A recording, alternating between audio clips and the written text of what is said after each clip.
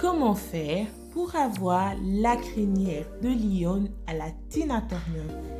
Hello, je m'appelle Alpha, je suis designer, créatrice de mode, je fais le sur-mesure, experte en soins capillaires afro.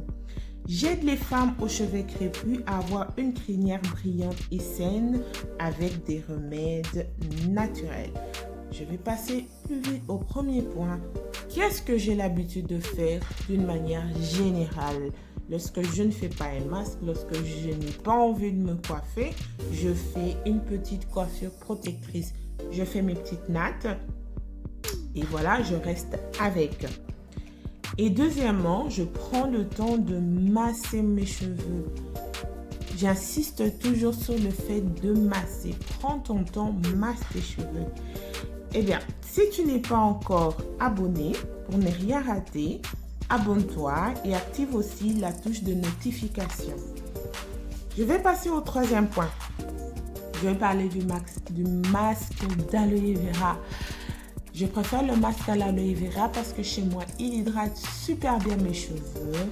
Il les conserve aussi bien et il les nourrit et les cheveux deviennent de plus en plus brillants. Je vais te parler l'un des masques d'aloe vera.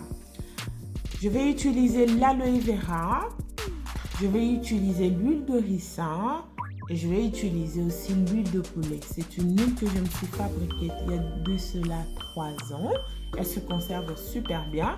Si tu n'as pas l'huile de poulet, pas de panique, utilise l'huile de coco. Ces deux-là font du bon travail. Je prélève 2 cuillerées à café d'huile de ricin et 1 cuillerée d'huile de poulet que je mélange, mais je vais quand même mettre au micro-ondes afin que les huiles soient bien homogènes. Et je mixe ma gélatine de l'aloe vera que je vais ensuite mélanger afin d'obtenir un bon mélange entre les deux. Alors, pour appliquer sur la tête, qu'est-ce que je fais? Je fais des séparations. Normalement, il faut faire des petites séparations parallèles. Mais là, on est seul, on ne te voit pas. Tu fais dans ton petit coin si bien. Alors, je me fais mes petites séparations. Avant de faire mes séparations, je démêle encore pour être sûr que, bon, à un moment donné, le peigne ne va pas passer. Et voilà, pour être assuré que j'aurai cette facilité de faire mes petites séparations. Alors, je démêle encore une dernière fois, puis je fais mes séparations et j'applique mon produit sur mes cheveux.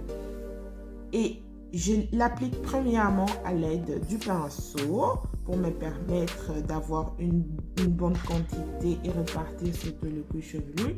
Et à la fin, je prends le temps de masser pour bien homogénéiser le produit sur toute la masse capillaire. Comme j'en ai beaucoup, comme tu le remarques, j'ai vraiment une bonne touffe. Alors je fais quand même avec les mains, puis je les démêle encore à nouveau. Et à la fin, je fais encore des petites séparations qui me permettront de faire des petites nattes. Là, tu n'es pas obligé, mais moi, je le fais quand même pour bien, voilà, pour que je ne puisse pas être gênée après.